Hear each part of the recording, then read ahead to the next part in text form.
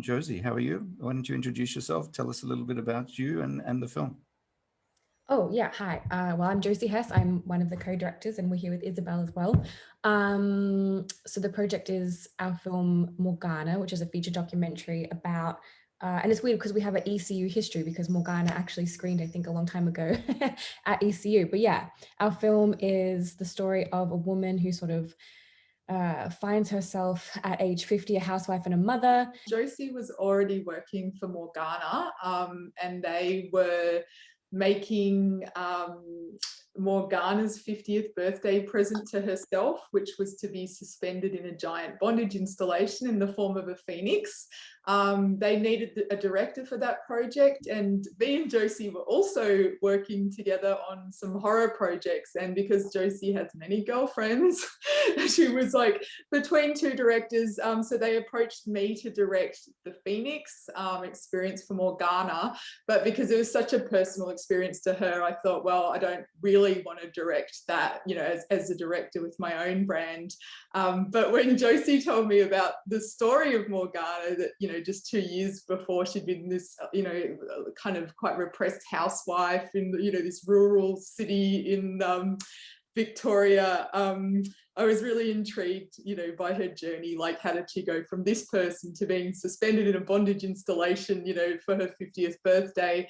And, you know, me and Josie had a huge chat about it. We were already, you know, working together and collaborating on other things. And we were like, well, let's just make her story, you know, like, and so the very first thing we shot was that Phoenix shoot. So it was one of those weird worlds collide things where it was like her birthday experience, but we knew that we'd be using the footage for our film as well. And her idea of presenting herself in this kind of form of a Phoenix was the start of some of our creative approach to our film as well. So that was like the jumping off point for us. So Morgana's still in Melbourne. She's working in a sex shop, which she really enjoys. She gets to recommend dildos all day. I think this year we're looking at a couple of new film shoots. So she's done a bunch since the film, and she, you know, still sort of ticking along here in Melbourne making art. Melbourne International Film Festival was our premiere, and that's Australia's biggest film festival, the most prestigious one.